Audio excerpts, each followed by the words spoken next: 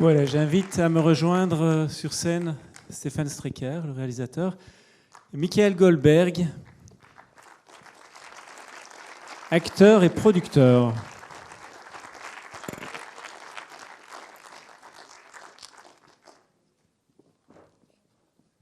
Ne tombe pas, hein. Pas maintenant.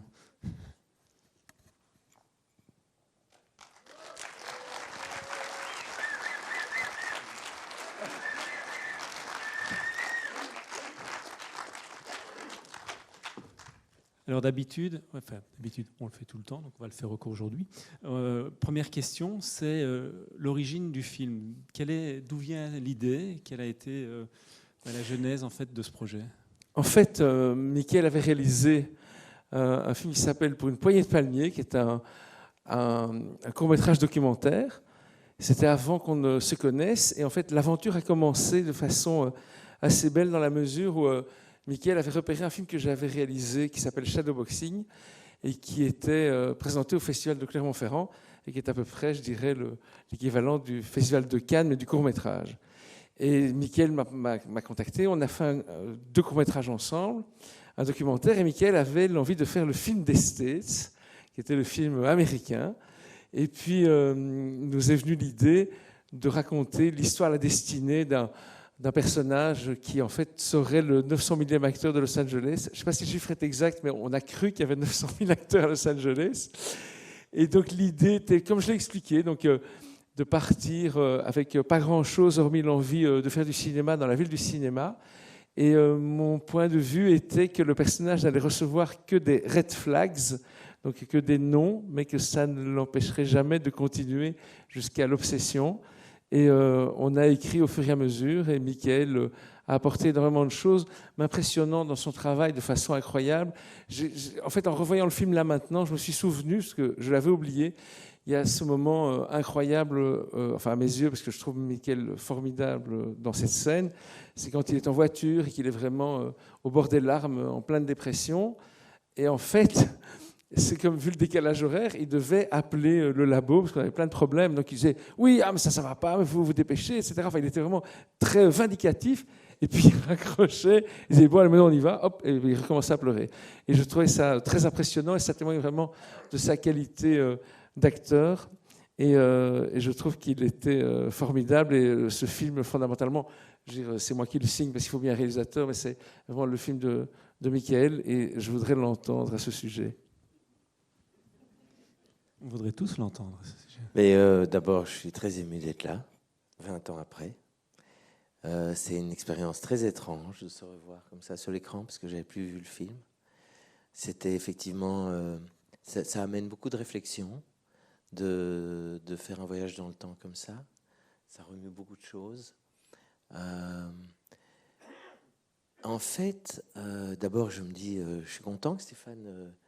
En fait, d'abord, je me rends compte qu'il faut faire confiance à la jeunesse, parce que quand on démarre dans l'insouciance, on ne sait pas où on va. Mais c'est comme ça aussi qu'on trouve son chemin. Et c'est ça qui est beau en voyant ce film, en retrouvant ce film.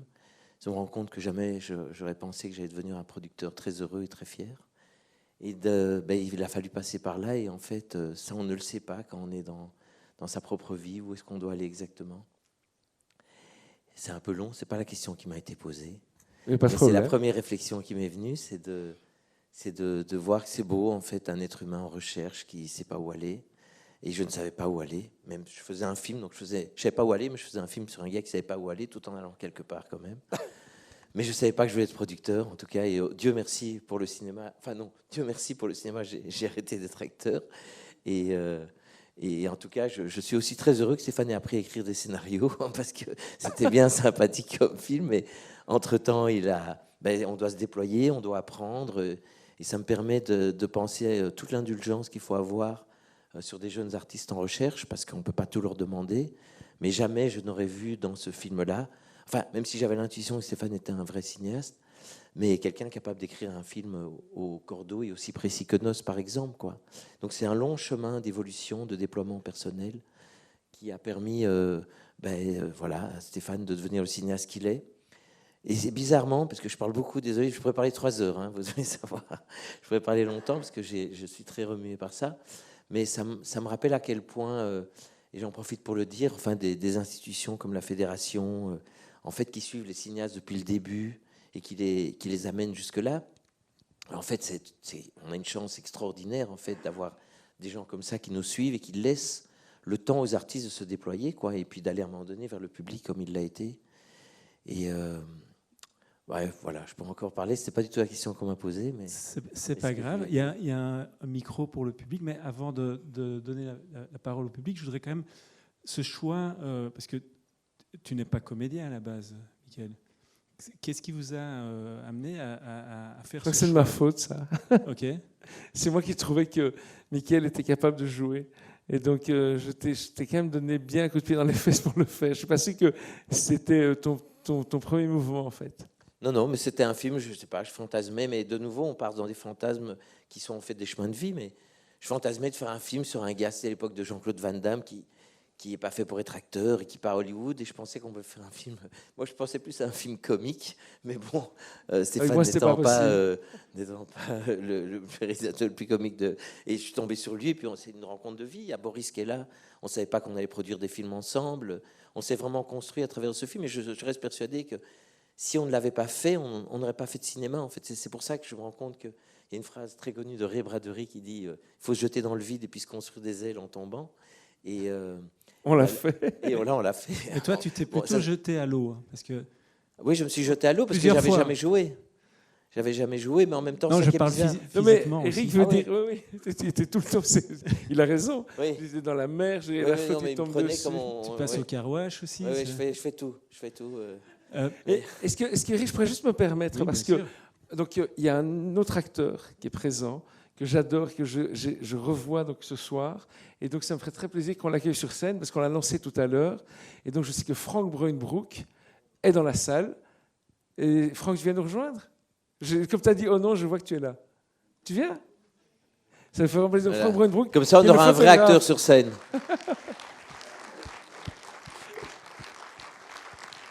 Le temps qu'ils nous rejoignent, je voudrais quand même poser pourquoi, alors, c'est une autre question, pourquoi Los Angeles ? C'est une ville que vous connaissiez c'est le fantasme ultime, ça faisait partie de l'idée du film, en fait. Oui, mais pour faire un premier film, c'était quand même osé.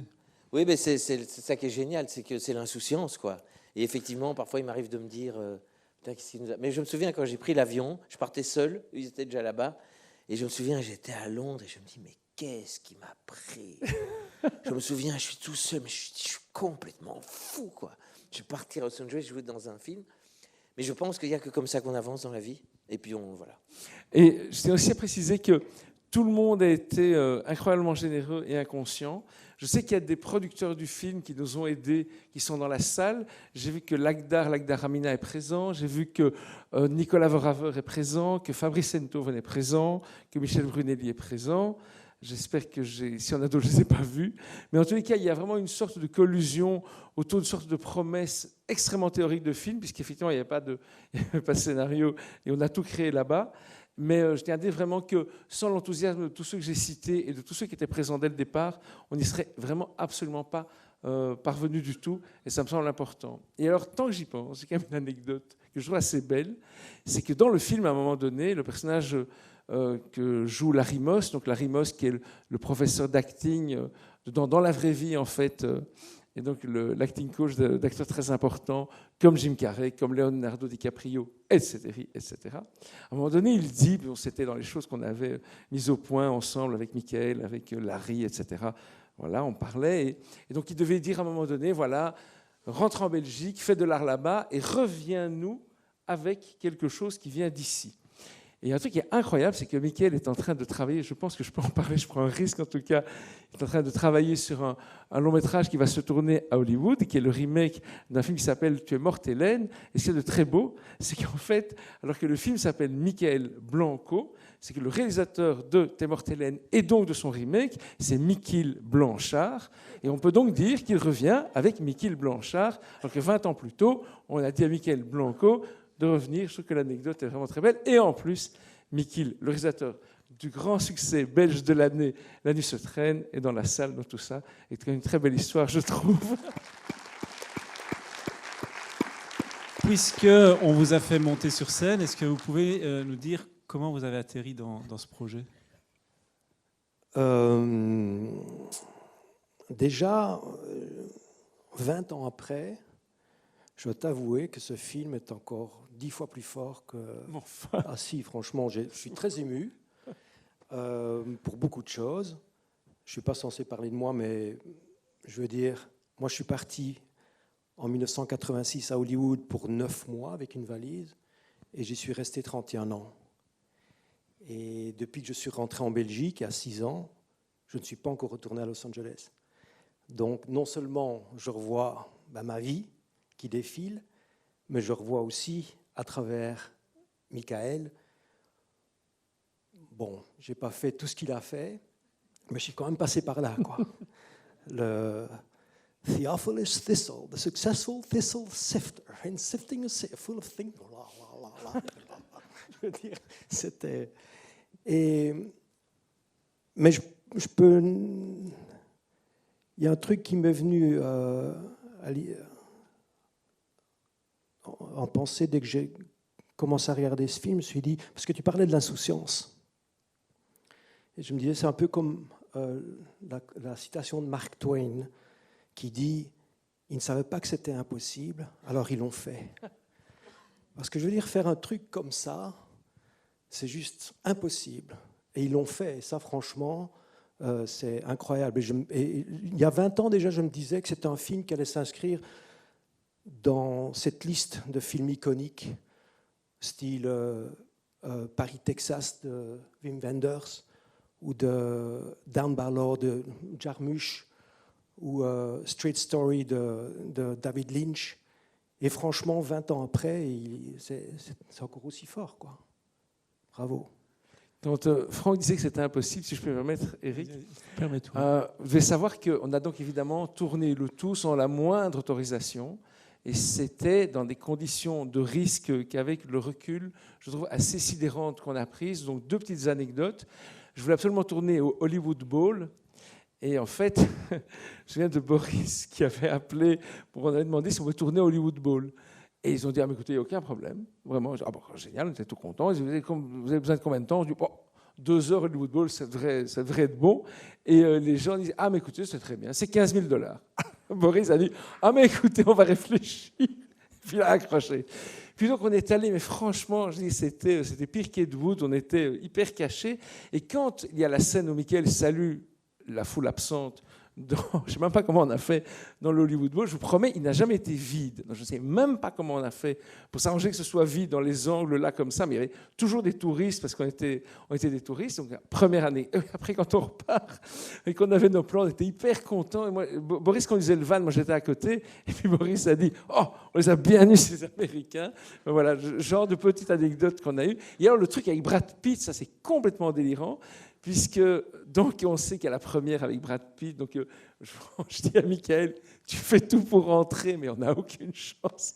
Et donc, il y a évidemment ce moment de pure vie où il essaye d'entrer, puis après il repart et on le suit. Puis après, on a tourné un autre jour le moment où il court, parce que ça, c'est l'idée qu'on a eue après. Mais alors, le truc, c'est que quand on est en haut, parce qu'on avait vu une sorte de terrasse, on se dit, oh, ça c'est parfait et tout.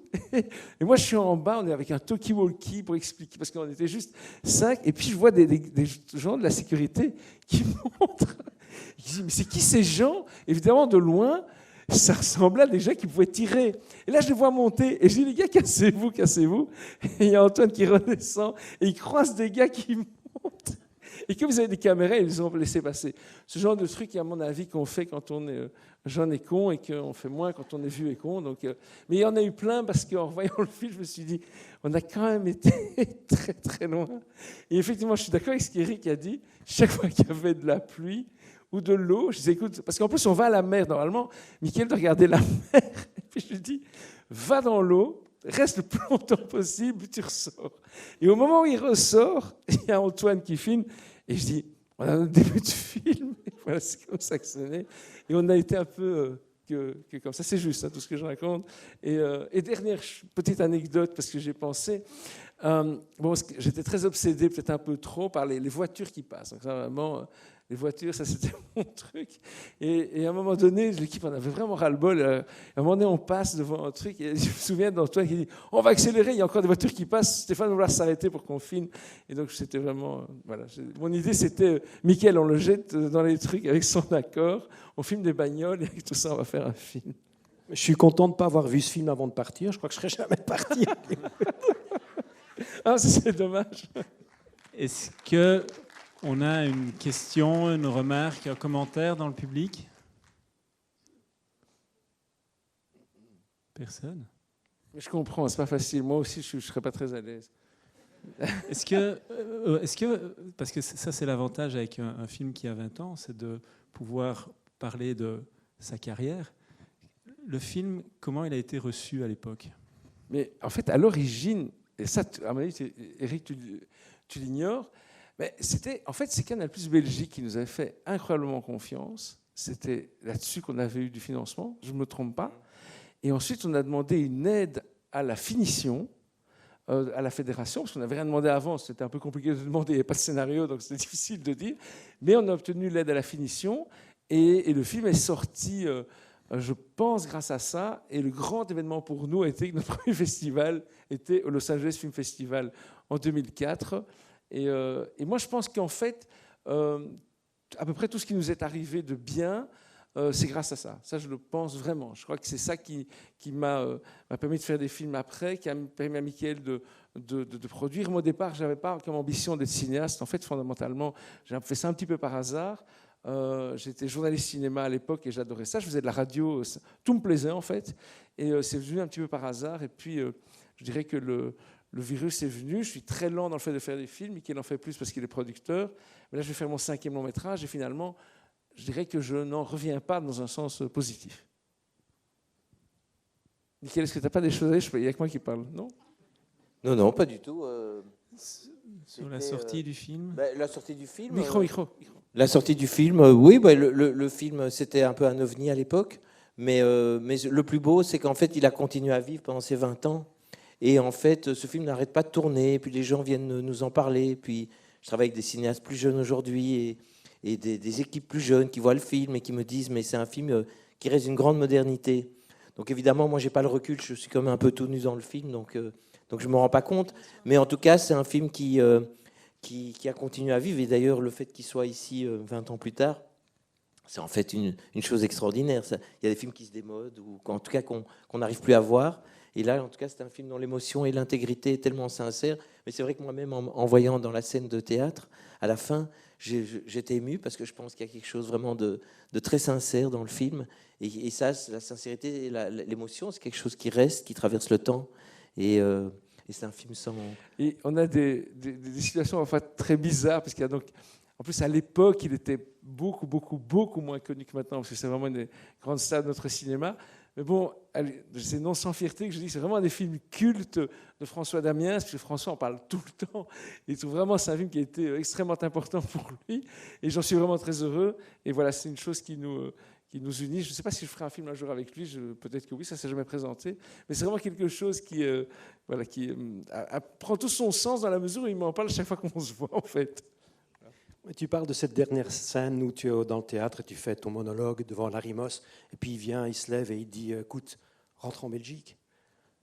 Hollywood s'en fout de toi. » Et en fait, moi, il m'a fallu plus de 15 ans, presque 20, pour réaliser exactement ça. Pas seulement parce que moi, j'ai eu la chance de ne pas faire du car wash et de la plonge et tout ça, parce que j'ai travaillé relativement vite et je payais mon loyer, je gagnais ma vie, je veux dire. Mais j'étais pas parti pour ça. J'étais pas parti pour jouer des petits rôles à gauche, à droite. J'étais parti pour faire les Daniel Day-Lewis et des rôles. Et je me suis rendu compte qu'en fait, à Hollywood, ça ne se passe pas comme ça. Ils viennent te chercher. Mais si tu es un étranger qui vit à Los Angeles et qui travaille comme un Américain, mais finalement, tu ne reçois que les miettes. Parce qu'ils engagent les grands acteurs qui sont bankable, des Jean Reno, des Depardieu, tout ça, quand on est français. Et puis, moi, je recevais des rôles. Oui, je gagnais ma vie. Et donc, quand je vois cette scène, c'est juste Et de la manière, franchement, la manière dont tu réagis, mais c'est juste, ça me tue, quoi. C'est tellement fort. Et tu es là, tu ne sais pas si tu dois pleurer, si tu dois te suicider, si tu dois rire. Et tu dis thank you. Ça m'arrache. Je suis heureux que tu dises ça, parce que je me souviens que c'était une de nos obsessions. C'est-à-dire que l'idée, c'est que la petite facilité aurait été, ça c'était mon point de vue évidemment, mais d'introduire le second degré évidemment, parce que toutes les scènes peuvent l'inspirer. Et justement, je voulais déstabiliser le spectateur par le fait qu'on n'en avait pas du tout. Et donc, j'aime cette idée qu'on ne sait pas s'il faut rire ou pleurer, être ému ou un peu désespéré pour lui, parce qu'effectivement, ça c'était vraiment le point de vue qui me semblait le plus intéressant. C'est que j'essaye que dans les films que je fais, c'est parfois un peu déstabilisant d'ailleurs, quel qu'il soit, de laisser toujours le spectateur intelligent et libre. En fait, c'est que je n'aime pas cette idée qui serait-je dire pour l'obliger à décider ou à penser. Et simplement, on propose quelque chose avec le plus de sincérité possible. Moi aussi, c'était particulier parce que, comme je l'ai dit, il n'y avait pas de scénario écrit, on écrivait pendant. Mais malgré tout, c'était un peu ça l'idée. Et donc, je sais que parfois, ça peut être un peu déstabilisant, et c'est quelque chose qui était assumé et voulu dès le départ. Est-ce qu'on a... Oui. Ah, voilà. Ah oui, il y en a plusieurs là. Je voulais tout d'abord vous remercier, c'était un magnifique film. Attendez, on va vous donner le pardon. micro. Il est ici. Vous l'avez? Enfin, moi, je ne vois pas où vous êtes, mais... Je voulais d'abord vous remercier pour ce magnifique film.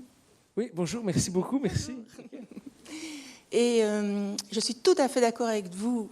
C'est vraiment un film encore plus fort qu'il y a 20 ans. Et ce serait fantastique que tous les jeunes de notre époque voient ce film. Voilà, je parle pour la communauté française et ou flamande, pardon. Pour la jeunesse, c'est vraiment, waouh, un film très fort. Merci à vous. Un tout grand merci, en tout cas, merci beaucoup, ça nous touche beaucoup.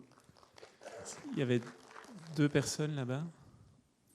Oui, bonjour. Merci beaucoup. En tout cas, c'était assez extraordinaire parce que j'ai vu le film aussi il y a 20 ans. J'avais une petite question à poser quand vous parlez de remasteriser le film. Moi, j'ai l'impression qu'il y a, mais je me trompe peut-être, des scènes qui ont été coupées, d'autres ajoutées.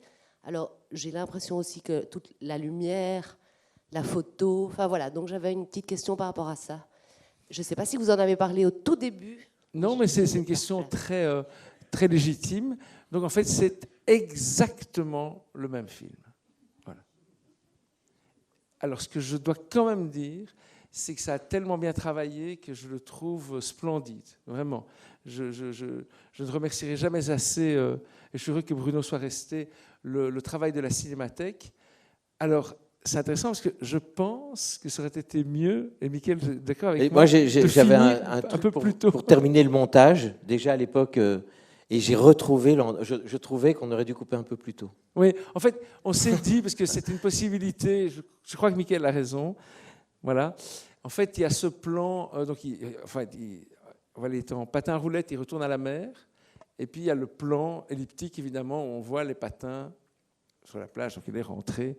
Et on aurait peut-être dû finir. On aurait dû terminer là-dessus. Voilà. C'est comme si on. Voilà. Mais bon, c'est intéressant. Bruno de la Cinémathèque, qui est le garant du fait qu'on respecte le patrimoine, n'aurait jamais permis qu'on touche au montage. Et il a bien raison. Ce n'était pas un directeur Scott. On a vraiment fait la restauration. Bruno, j'ai bien appris ma leçon. Hein. On a vraiment fait le film comme il était dans l'intention d'il y a 20 ans. Et c'est le même.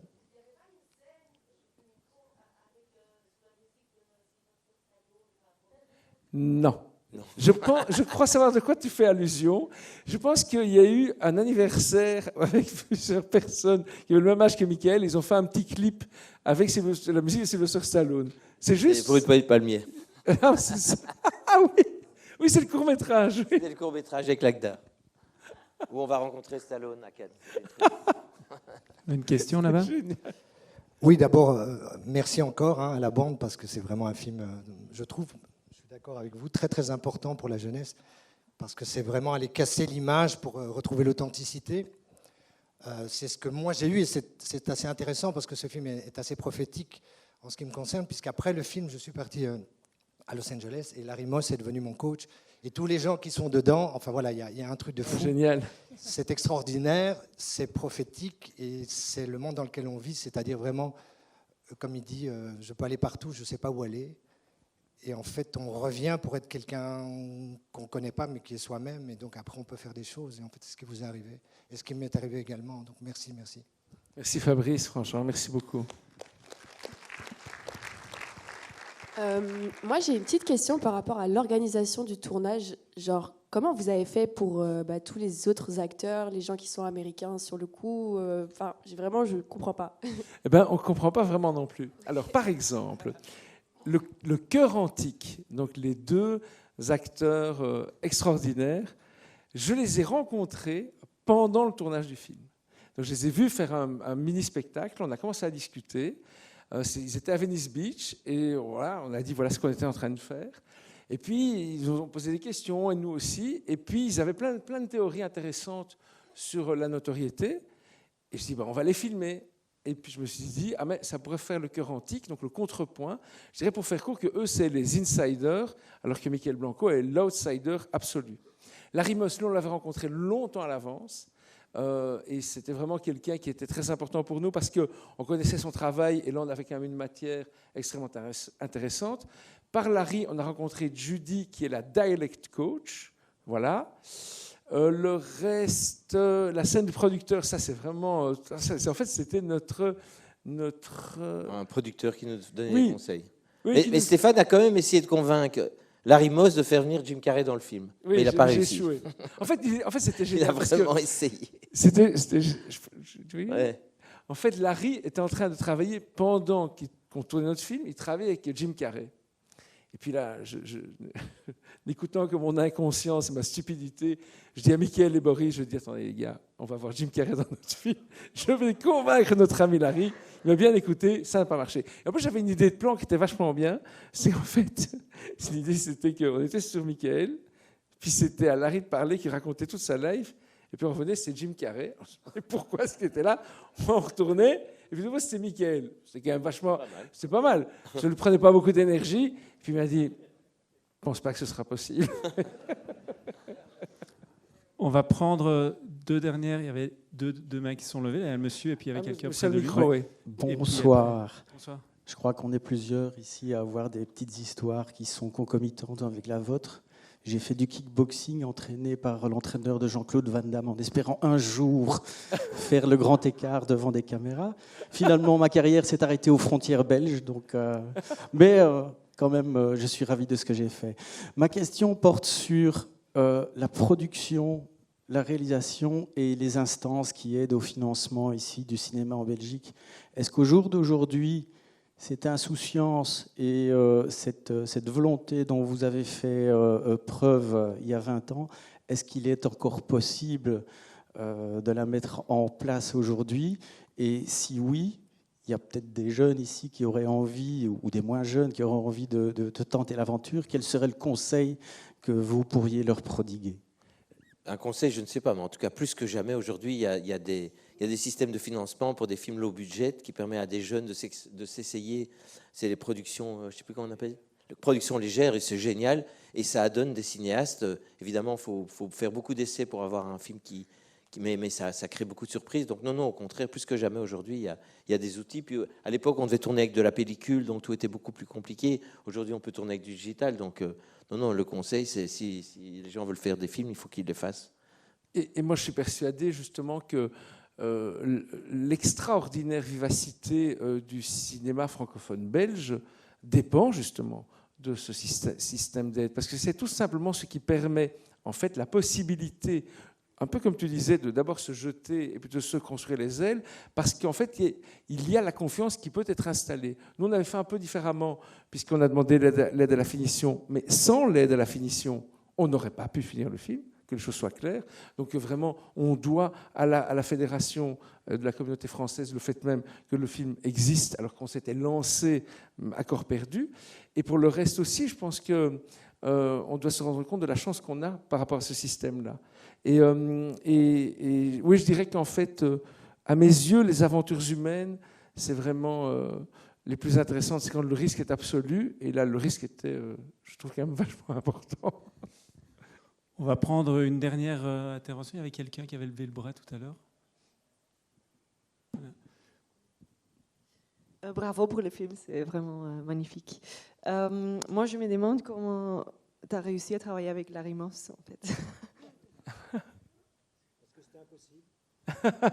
En fait, c'est vraiment gentil de... Je peux y aller? Ah oui, De vas-y, poser la c'est question, une parce qu'au anecdote. moment où on tente de contacter Larry Moss, en fait, c'est vraiment l'Everest. Hein, puisque, pourquoi est-ce qu'on contacte Larry Moss? Tout simplement parce que Hilary Swank vient de gagner l'Oscar, et on était à Hollywood juste l'année d'avant, et Hilary Swank passe sa vie, quand elle gagne son Oscar, à remercier Larry Moss, et en disant que sans son acting coach, elle n'y serait jamais arrivée.